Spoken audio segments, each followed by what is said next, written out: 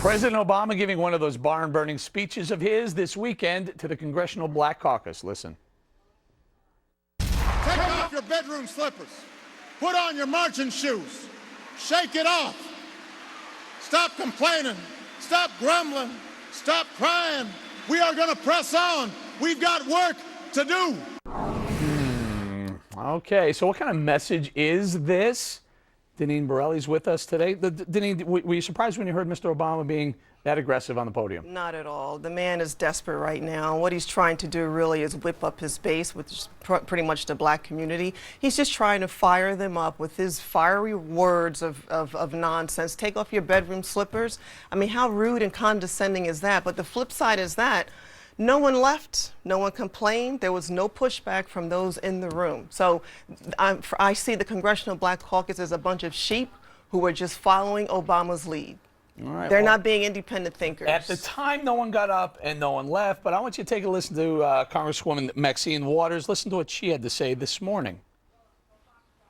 I'm not sure who the president was addressing. I found that language a bit curious because the president spoke to the Hispanic caucus, and certainly they're pushing him on immigration. And despite the fact that he's appointed Sotomayor to the Supreme Court, he has an office for excellence in Hispanic education right in the White House. They're still pushing him. He certainly didn't tell them to stop complaining, and he would never say that to the gay and lesbian community who really pushed him on Don't Ask, Don't Tell, or even in a speech to AIPAC, he would never say to the Jewish community, stop complaining about Israel. So I don't know who he was talking to, because we're certainly not complaining. He sounds offended. I'm sorry, Maxine Waters sounds offended by Mr. Obama's words. Should she be? She was recently complaining about President Obama, him not visiting the black communities not that long ago with his bus tour.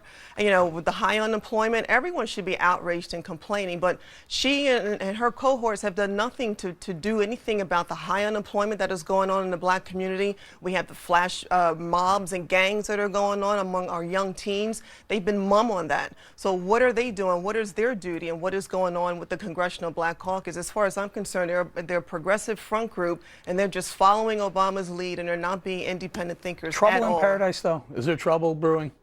Well, as I said before, I think he is desperate. He's trying to whip up black voters. His policies are not working. He has a war on fossil fuels. That's killing our economy. That is killing individuals who are on fixed incomes, high unemployment in the black community. You know, the last thing you need are high energy prices in order to get our economy moving and to get people back to work. If you look in the Wall Street Journal today, there's a great editorial about there is a concern about a shortage of electricity due to Obama's war on fossil fuels, which is coming from EPA regulations that are killing coal-fired plants. Talk to us about the black community.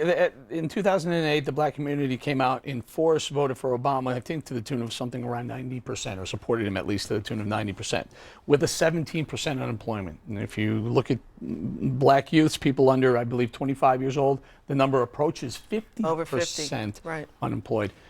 Will the black vote still come out that strongly in favor of Mr. Obama, given those kind of unemployment numbers? Well, time will tell, but I think that is part of the reason why he's coming out the way he is, going into the black community and delivering the message that he delivered to the Congressional Black Caucus.